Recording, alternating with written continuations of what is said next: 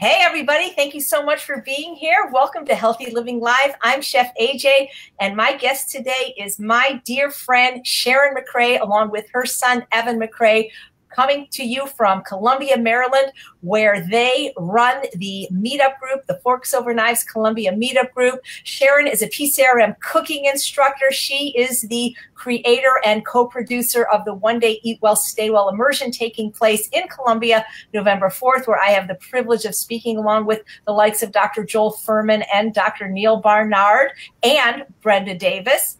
And today, Sharon is here to demonstrate a recipe from my book, The Secrets to Ultimate Weight Loss, on page 248, which she contributed. It's a fabulous recipe that she served at the immersion and that she serves all the time to her family and friends. It's called pizza hummus.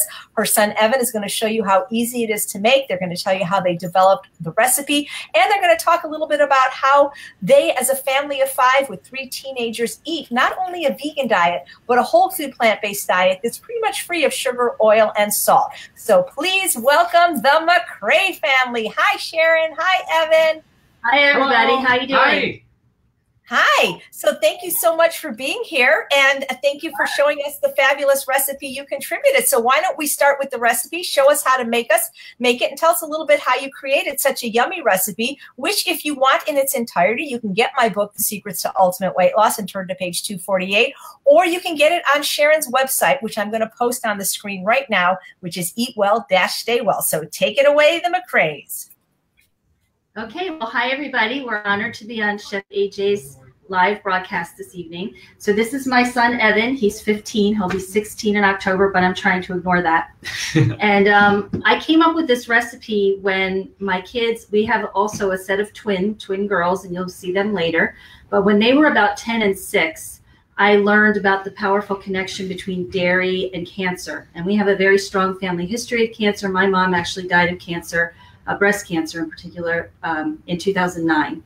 And I lost 2 grandmothers to cancer. Dave, my husband, has cancer on his side of the family. Both parents have survived cancer, and his brother has survived cancer. So very strong family history. I read the China study, and our kids have been raised vegetarian from birth with a very heavy reliance on dairy, because our pediatrician was also vegetarian and told us as long as they got lots of protein and calcium, they would be just fine. So we were giving them lots of their favorite foods, including pizza. And when I read the China study, I sat them all down, and they were 10 and 6 at the time. And I said, no more dairy. We had just lost my mom. And I said, I'm sorry, but we're going to have to change the way that you eat. I had already been vegan at that time, but I didn't know there was a connection when I did it. And so they all cried hysterically, like I took away their favorite toy. And I knew I had to make it easy. And I told them I would. I didn't know how I was going to do it, but I thought the first step should be finding ways of recreating some of their favorite foods. So I went to the supermarket. We shopped already at some organic markets, and I found a substitute for cheese called Daya or Daya. I'm not sure how you pronounce it, but I started using that to make them their favorite pizza. And we would use the prepared pizza crust and put the tomato sauce on and everything else, just adding the Daya cheese instead of the regular cheese. Well, then I read the book, Disease Proof Your Child by Dr. Joel Fuhrman. And I saw that it was not only important to take the meat and dairy out of their diet, but also to get all the processed food out of their diet. So that was when I realized I had to start getting creative. And I should mention, at this point in my life, I was not someone who enjoyed being in the kitchen. I had worked I had a career as a lab technician in microbiology, and I would work in the lab all day long, weighing and measuring and mixing. And the last thing I wanted to do when I came home was cook. But I knew I had to get creative if I was going to make this transition easy for my kids. So I thought, well, okay, hummus can be creamy, and I wanted to have sort of a cheesy taste and maybe taste a little like pizza. So that's when I developed this recipe called pizza hummus. And it's something that has just been with us for years. We make it all the time. We use it in a variety of ways. The kids love it just on a sandwich. We love it on vegetables, and we'll show you a couple of the different ways that we use it. So we're starting off with 3 cups of chickpeas, and you can either use fresh made chickpeas, which we have in our Vitamix blender right now, or you can use canned, or we prefer, if we're not using fresh, to use the ones that come in a bag, or a box as opposed to cans, because cans have bisphenol A. I know there are some cans that don't, but we prefer to use bags and boxes instead. So if you're using bags or boxes and they're 15 ounces, you want to use 2 of those. Otherwise, it's 3 cups of fresh chickpeas. Ordinarily, we would add water to this recipe, but we just made these chickpeas, and so we saved the aquafaba, which is the liquid from cooking. And I've been reading lately that aquafaba makes hummus really, really creamy and fluffy, so we decided to try that tonight. So, hey Sharon, when Evan was little and first transitioning over to a more whole food, plant-based diet, didn't he say something funny about chickpeas, or he didn't want to eat them or something like that? Yeah, so I was always a bit skeptical of chickpeas, and I called them chicks pea. And say, your mom, you're eating chicks pea. That's disgusting. Oh my goodness. So we have fans of Evan are watching. Linda says, hi, Evan. A couple of people like Leslie are saying they love Sharon McRae. So, so people know who you guys are. Their last name is McRae, but I actually call them the McRazies. And if you've ever stayed with them, you'd know why. But don't tell our secrets, AJ. I won't. So the next ingredient we're going to add is an onion, and we used about half a medium onion. All right, go ahead and add that. And then we've got 2 cloves of garlic that we've already peeled. And then you want to add the sun-dried tomatoes. So the recipe calls for sun-dried tomatoes. That's what we use. But most sun-dried tomatoes are loaded with salt, and we not to use the extra salt. So we buy the ones that are just organic, unsalted, sun-dried tomatoes, and these are from a company, I think I got them on Amazon, called the Raw Food. What's that say? Raw Food World. I think there's a company called Jaffe Brothers, and they sell the pieces of dried tomato. And I have never tried it, AJ, but I'm guessing you could use the dried tomato powder. Work about half as much as the tomatoes. So this is about 3/4 of a cup of tomatoes. And then the next ingredients are basil and oregano, and nutritional yeast, which gives it the cheesy flavor. So I learned a long time ago from Dr. Joel Fuhrman that it's best to use the unfortified nutritional yeast, because the fortified contains folic acid, which is linked to cancer. And so we buy the unfortified brand on Amazon. It's called Sari, S-A-R-I Foods. I know Dr. Fuhrman sells his own brand, but this is the one that we use. And what we've done is a trick we learned from Chef AJ. And I do this for all. I teach this in all my classes. So when you have a recipe that you really love and you use that recipe over and over again, and most of us do that, we have a number of recipes that we keep in our rotation.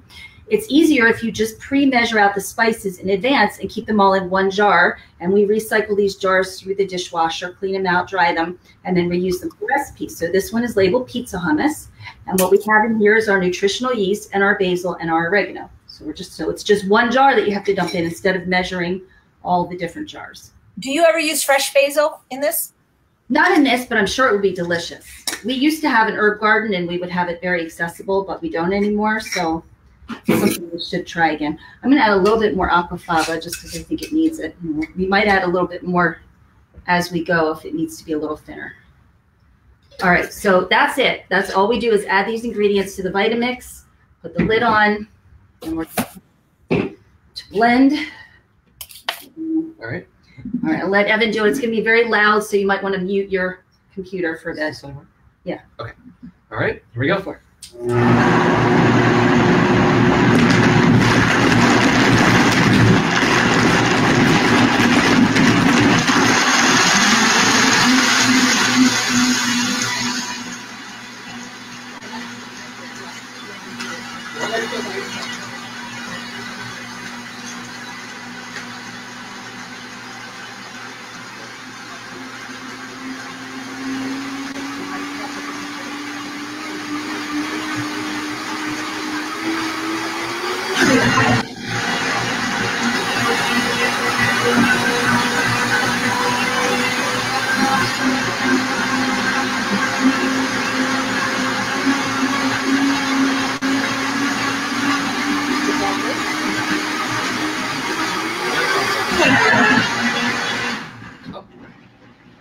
So guys, you're asking for the recipe. It's on page 248 of the Secrets to Ultimate Weight Loss, or on Sharon's website, which I'm posting in the notes, as well as it's on the screen right now, eatwell-staywell.com.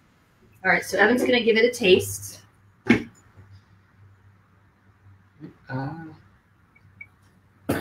Can't feed him anymore.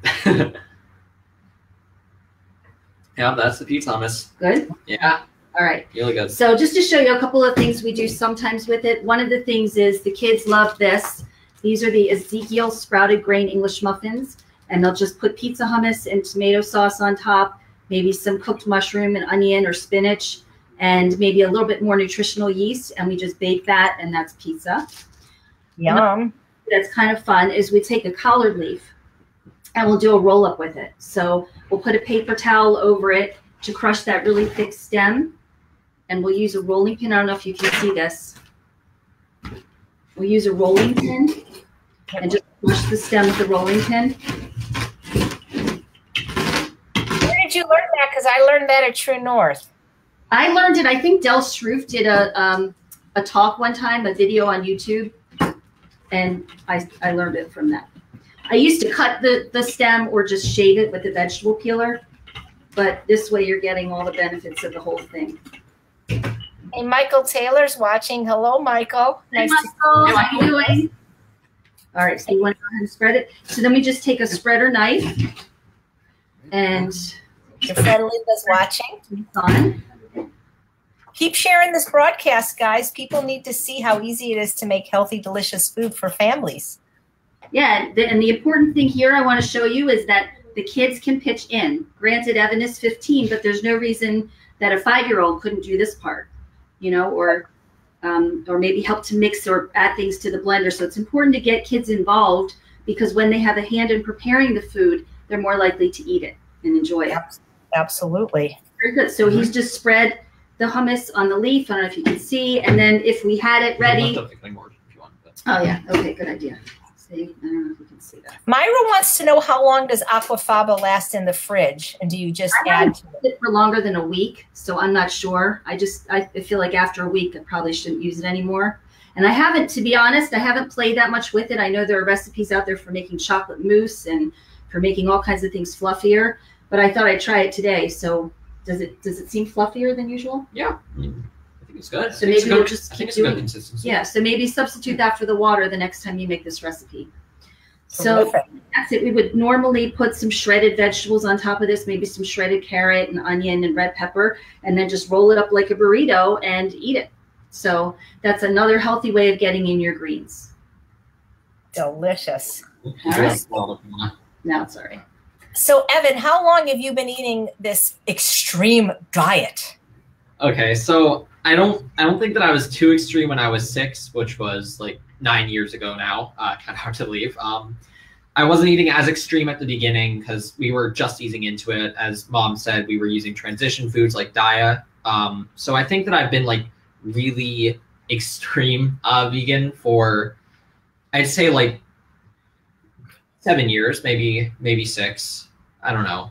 But I definitely enjoy the benefits of it more. I feel a lot healthier than I used to be and a lot healthier than I was on the... Tell them what used to happen to you when you used to eat Yes, so when I used to eat dairy, I would often throw up, and I didn't really know what was wrong with me. I thought, like, I don't know, it just happens randomly, and Mom and Dad were thinking, like, it's some kind of stomach infection or something, but I was lactose intolerant.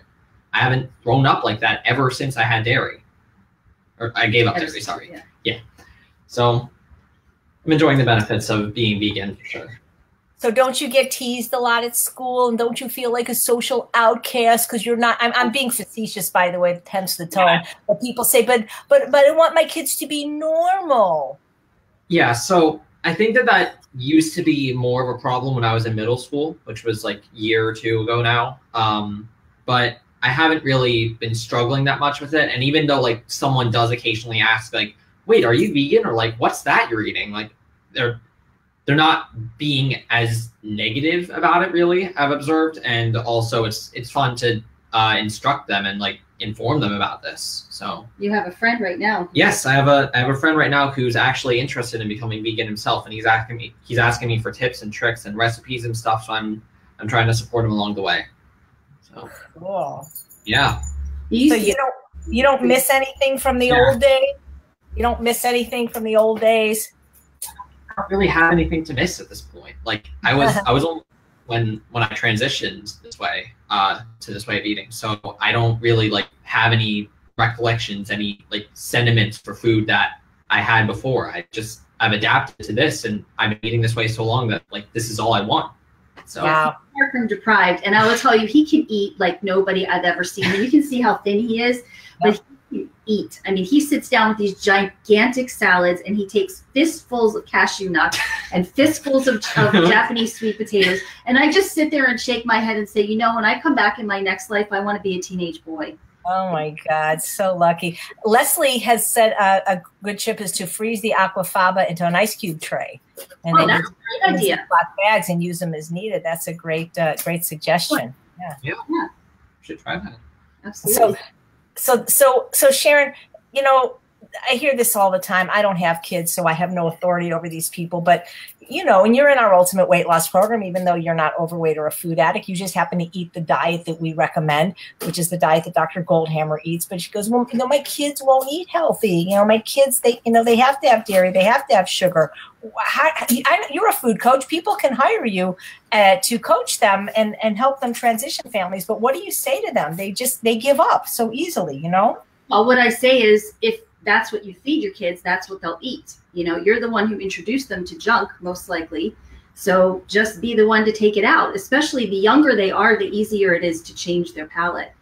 And I mean, I guess I have a hard time understanding about a lot of people is, if you personally are struggling with food addiction right now, why do you think it's okay to continue giving your kids the very foods that you're addicted to? Because you know you're going to perpetuate the same addiction in them. I really think it's sort of an excuse for the parents to just keep that food around, quite honestly. But once they work past that, I think it's important to understand that we set the example for our kids. And if all we have in the house is healthy food, that's all they will eat. Now, granted, they get to a certain age, they have social lives and more independence when they start to drive, and they can do what they want on the outside, and you can't necessarily control all of that. But certainly while they're young, I mean, my kids, like I said, were 6 and 10, and I had 100% control over what they ate. If they would go to parties or they would go to someone else's home, I would prepare food for them to take, and I would prepare enough for them to share. And when we had play dates here, when you had friends here, I would make healthy food. You know, I would make kind of decadent healthy food like black bean brownies and kale smoothies, and the kids would enjoy them for the most part. There was one girl who was a friend of my daughter's who wouldn't try my food at all. It was very frustrating, but I just gave up. But Evan's friends, you know, the one who came here in particular a lot, loved my food, just absolutely loved it. He didn't eat that way at home, but when he came here, he loved my food. And, you know, the moms would come to pick up the kids, and I'd say, oh, by the way, your son had black beans and collards today, you know, and they would believe me, and I tell them all about it. So I think it's just a question of us setting a good example and us also enjoying those foods at home. You know, if we're eating something and we're making a face, then our kids are going to say that must not be good. I don't know about you, AJ, but my mom hated lima beans. My whole life, I remember my mom hating lima beans. And to this day, I don't gravitate to them. They're not my first choice of beans because I still have that association in my head. So if you see your parent enjoying food, it has the opposite effect. You start to enjoy it too. Yep, absolutely. Well, you develop taste preferences from what you habitually eat, and what you eat today, you'll crave tomorrow. So, Evan, there's a question for you. What do you eat for snacks? Snacks. Okay, that's an interesting question. So, what I usually like to do nowadays is to cut up Japanese sweet potatoes, maybe in advance, and I cut them up into chunks, like bite-sized pieces, and then I air fry them for like 20, 25 minutes or so. And then they're really good, like just snacks to eat, like while I'm hungry for something. I just take a plate, put on some mustard. They're really good with mustard, or like hummus or something, and just dip them in and eat them. Sounds delicious. Yeah. Sharon Faith Scott is saying amen to what you said. I interviewed the wonderful Scott family who's also raising 3 healthy children. But all right, but see, you and Faith are very strong, confident, independent women. And so many of the women in our group, they're such people pleasers. And they just, you know, like the husband won't go along. See, you were very lucky that your husband, Dave, was on board. Yes, I was very lucky. But I will say this, even if you're a people pleaser, I think most parents will agree that they will do anything to protect their children, right? They will do anything. If they think something is going to harm their child, You know, there are stories of people who can lift cars when their children are in danger. But the bottom line is, once you get the association between these processed foods and your child's health, once you really get that, if you read the book Disease Proof Your Child and now Fast Food Genocide by Dr. Joel Fuhrman, if you really get that connection, you have no choice but to be that authoritarian in your home. Because to be a, quote, people pleaser, you're harming your kids. So I think it's important to educate yourself about that powerful connection so that you can make those decisions and stick to them. Well, people get upset when Dr. Fuhrman or myself or other people say that it's really child abuse. It is. I believe it is. I absolutely do. And in fact, I feel very guilty. I mean, I know I can't turn back the clock, but I'm sad that I gave my kids, and one of the best dinners that we gave our kids that we thought was such a healthy meal, I don't know if you remember this, was Amy's organic cheese pizza and frozen peas. And we thought, that's a quick and easy, complete, healthy meal. It was Amy's organic, so it was all natural. And that was a typical meal in our house. And I gave them lots of the yogurt squeezy tubes and, you know, the cereals that were Newman type cereals. I thought I was doing the right thing. And in retrospect, obviously I wasn't, but I didn't know any better. Once you know better, you do better. Yep. So let's see. Jody has a question. What did you feed your kids when they were young and went on a vacation in a hotel with a fridge and a microwave? When you were young? Well, I can tell you what we do now when they were young. Let's see. I mean, probably the same thing we do now, which is we travel. When we travel north, and we do that once or twice a year to see my husband's family in New England, we pack up our van so that it looks like the Beverly Hillbillies van. And we have our Vitamix, and we have our Salad Master Pod, and we have the Instant Pot, of course. And we also get recipes that we know that we'll make, and we measure out the spices in advance, like we showed you, and we'll measure out the beans or legumes in advance. And then all we have to do when we get to our location is buy the vegetables, and we'll have that dish. And we'll bring some potatoes with us, some sweet potatoes with us, and we'll make those wherever we are. So we pretty much eat the same way that we do at home when we're on vacation. And we also in advance scout out, you know, where are the local organic markets? Are there any restaurants? And maybe we'll call ahead and see if they'll do an SOS free meal for us. We found one in LA. I think it was LA, or was it San Francisco? Rahel. Rahel's, sure, the Ethiopian restaurant. At the end, they did a completely SOS free meal for us that was amazing. So we'll try to find one, and we usually do just one meal out if we're doing any. The other thing we do a lot is we find the local Whole Foods markets, and we tend to eat there with salad, lots of salad from the salad bar.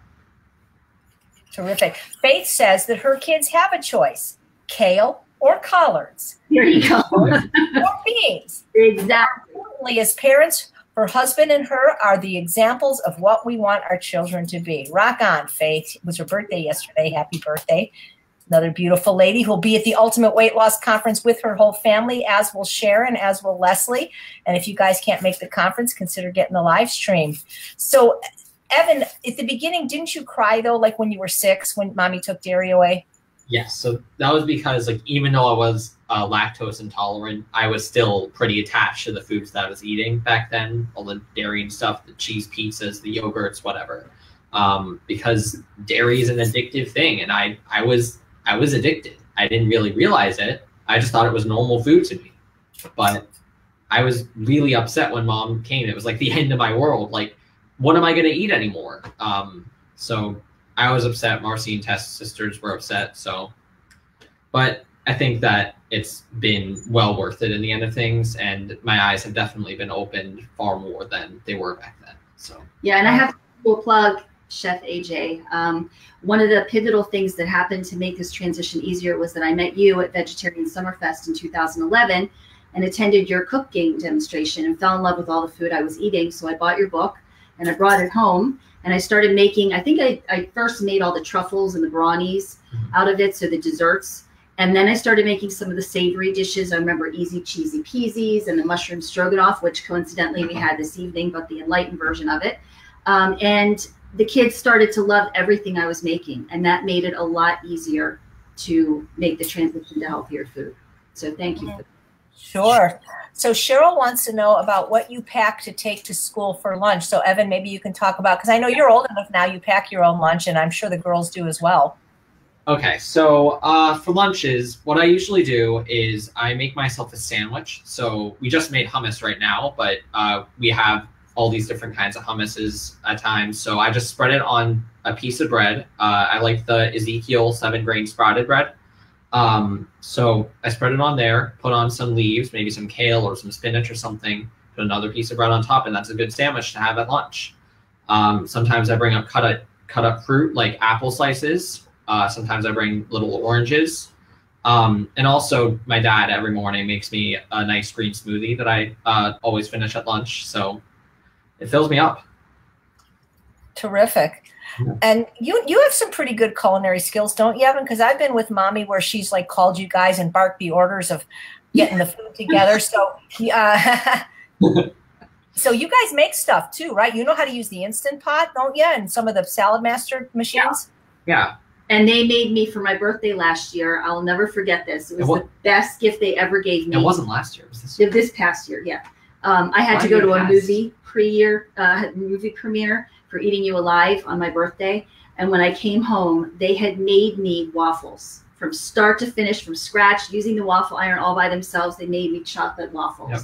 And it was totally amazing. Yeah. I was so impressed. Yeah. So, Evan, I want you to know a lot of mothers are watching this with their sons. So what can you say that I'm sure there's like some kids out there and maybe they think, hey, it's not manly to not eat meat, or I'm not going to be strong enough, or I'm not going to be able to run around the block or lift weights. So do you have any strength or energy, or how you doing? Well, I mean, I feel a lot energetic than I think I was back then. And I know that there are lots of vegan athletes out there who are like really succeeding, really feeling a lot more energized. There's lots of people who have converted to a vegan lifestyle who have felt more energetic, more like have more stamina. So I think that is definitely a good choice to make if you want to feel more energetic. I don't think that eating meat makes you manly or stronger or anything. It just all comes down to what you eat and how you live. Absolutely. What's your favorite meal that Mommy makes? Or Mom, I don't know what you call her. Sharon. I call her Sharon. So we have a couple staple meals for sure in our house. One of them is actually your recipe. It's the red lentil chili, which you can find on forksoverknives.com. We actually just had that one yesterday, so that was really good. We also have a Middle Eastern red lentil soup. Sometimes that's on my website. Yes, it was an adapted recipe from Fat Free Vegan. Fat Free Vegan. We call it Indian red lentil soup because I added a lot of vegetables to the original recipe. So we always like that recipe, and we're starting to add a couple more to our repertoire. There's an autumn chili recipe we like to have. That's out of the Ultimate Weight Loss Guide. Yep. Let's see what else. Rock and lentil stew. Yep, that one's a good one. My mom has a recipe for a nutritious black bean Mexican bowl. So that one is on her website. It's really good. Quinoa Mexican bowl. Yeah. So there's a lot of good choices we have in our house. And sometimes as much as you can. Do you miss, yep. Evan, do you miss sugary type desserts? Not really. Not really, no. You have sweet desserts, but they're sweetened with dates. Yes, I prefer date sweetening, honestly. I think that a lot of the time when I used to have like cakes and ice creams and stuff, like it was very oversaturated. And I know Marcy used to complain about this a lot. She would say like, it's too sweet. And I was thinking like, not really, but like deep down it really was. It was way too sweet for anyone to eat. So I like date sweetening now, and raisin sweetening too. That's always good. So I don't really miss any of the sugary sweets I used to have. Colleen wants to know if you have different breakfast on the weekends, you guys. Like, do you do any waffles or pancakes or anything like that? We don't really do waffles for breakfast, really. We could do that, but we've been usually having them for desserts from time to time. Like we started up this thing called Waffle Friday. It really should be this Friday. So we would just make waffles for dessert and just eat those after dinner. But I usually for breakfast make myself another sandwich, this time with nut butter, which I make myself in a food processor. that has almonds and walnuts and pumpkin seeds and sunflower seeds in it. And then I just put on banana slices, and that's my meal. The Elvis sandwich. Do you notice, Evan, I guess you're in high school now, or maybe in medical school. I already have him in medical school. In middle school, like, do you notice like that the children that don't eat as healthy as you, maybe they're suffering from maybe skin problems or weight problems or attention problems? Do you notice any of that in either your friends or peers? Yeah, definitely. I've seen some people who have like really bad acne, other people who like could, they're kind of struggling with weight, could lose some weight. A lot of people who struggle with energy, a lot of people who struggle with attention. So I've definitely seen stuff like that. And I'm happy to say that I don't really struggle with any of that myself. I know, it's amazing. Well, you're such an awesome spokesperson. You think we can be hearing more from you either through a YouTube channel or Toastmasters, or I just really think you're such a terrific orator and spokesperson for the young people that I feel like you maybe should have a blog or a channel, because especially as a male, you know, you could, I think, be reaching a lot of people with this message. Something to definitely consider. I don't really have any like YouTube channel or any social media for like me specifically. Like, I don't know. It's something that I could do in the future. I think it'd be a great idea. Now, Sherry wants to know if you'll find a vegan girlfriend. But Sherry, I can tell you that Sharon will never allow him to date or marry. So you can just count on that right now. He's her youngest, and so it's pretty much not going to happen. So they're saying you're diplomatic and a kind kid. And so Sharon or Evan, tell us about the immersion program that you founded and created, and why you do that, and what it's like, and how people can watch it and things like that. Okay, so actually I co-founded it with my business partner, Dr. Dana Simpler. Who's awesome and who I've interviewed a few months ago. Plant-based physician in this area, so in the Columbia, Baltimore area. And so we decided we wanted to try to bring some of these phenomenal speakers that we were seeing when we traveled to conferences to our area. And I think this will be our fourth or fifth annual. Fifth annual event. And this year we're super, super excited. We've got a great lineup. We actually have Dr. Joel Furman here as our keynote speaker. And then we have Dr. Neil Barnard, and we have Brenda Davis, the amazing registered dietitian, and of course the best chef in the world, Chef AJ. And we're just super, super excited. We have a new location this year. We're partnering with Howard Community College, so it's a beautiful theater. And we have catering by Green Fair Organic Cafe in Herndon, Virginia. They're doing a completely plant-based, SOS-free meal for us. They do delicious food. And then we have exercise breaks throughout the day with our friend, the Boot Camp Girl, who runs a local program. And we have door prizes and book sales, and it's going to be a really, really fun and inspiring day. People who've come in the past have told me that it really is life-changing. So, you know, I think it's one thing to watch the videos and read the books and maybe even talk to people, but when you actually sit in an audience and you're watching these speakers live, it really is very impactful and inspiring. So we're super excited. It's on November 4th, and you can find tickets on my website, eatwell-staywell.com, under upcoming events. So we hope that you'll join us. We still have early bird ticket prices available through mid-September. Thank you. So Sharon, how do you coach people when one spouse is just not on board, or maybe even like against making the change for the family? That must be very difficult. It is challenging, and some of my clients are in that situation. And the first thing that I suggest is sharing the information that they're learning with their spouse. Usually it's the wife I'm talking to, so I will say husband. Encouraging them to read or at least listen on Audible to Disease Proof Your Child, or watch a video of Dr. Furman's interview. You did a great interview with him that I think is really, really worth watching. And just exposing them to the same information that you're hearing to try to get them on board. I honestly haven't had a situation where the spouse was completely opposed to it. And quite frankly, I'm not sure what you can do in those situations. I find that very, very challenging, and I'm very fortunate I wasn't in that situation. But I suppose I would try bartering with him and saying, look, I'm fine with you eating whatever you want on the outside. You can do whatever you want when you're not at home. But when you're at home, I would prefer that you follow along and feed our kids and eat yourself a healthy meal when you're home with us.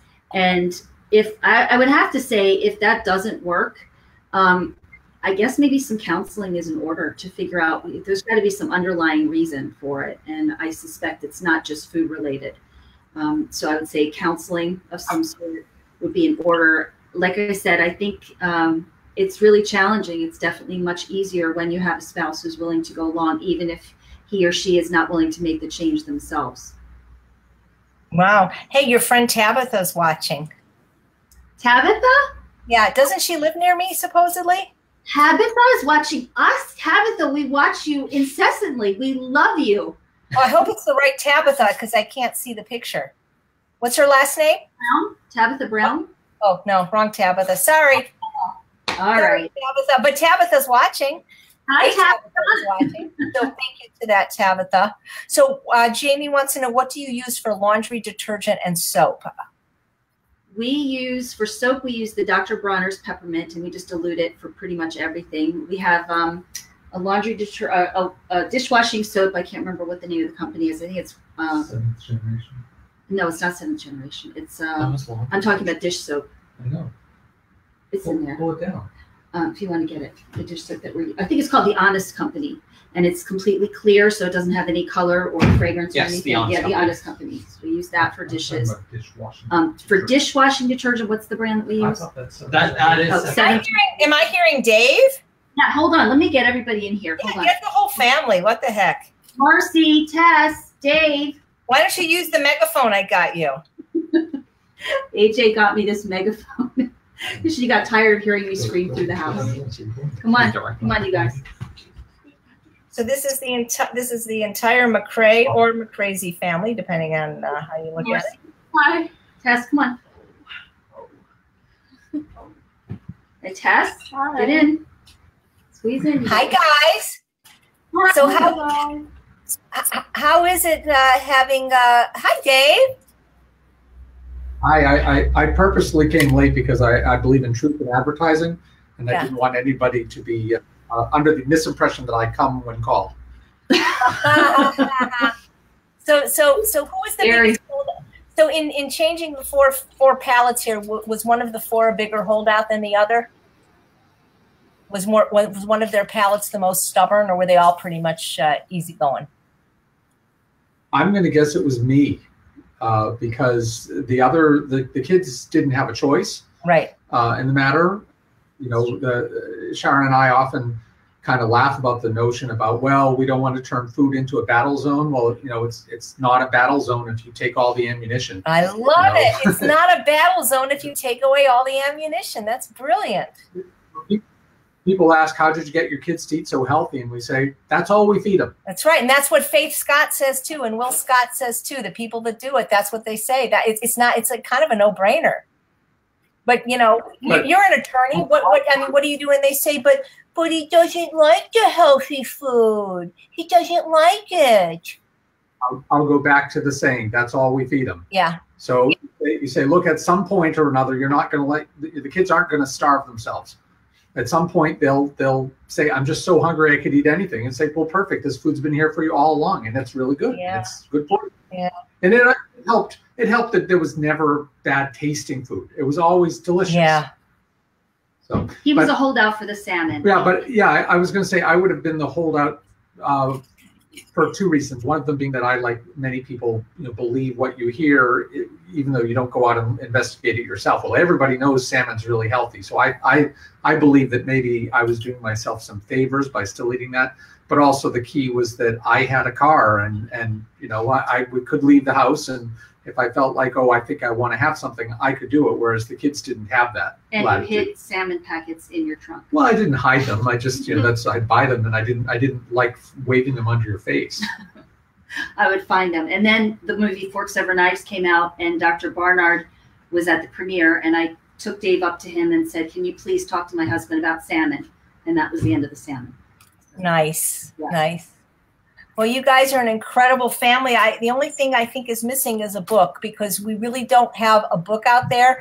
And we have a Forks Over Knives family book, which is wonderful, of course, by Pulde Letterman, and recipes by Darshana. But we don't really have a book from the point of view of how to make this work and how to raise healthy kids in transition families. So I'm going to put a request in for a book from Sharon, a YouTube channel from the kids, and I don't know, maybe some legal action for Dave against these parents that their kids unhealthy. I've got a title, AJ. The McRae Guide to Transitioning Families to a Plant-Based Diet. I love it. I love it. I love it. Well, if you guys have any more, let me know if you have any more questions. Otherwise, I'll let this family, I guess, have you guys eaten dinner yet? It's pretty late there, huh?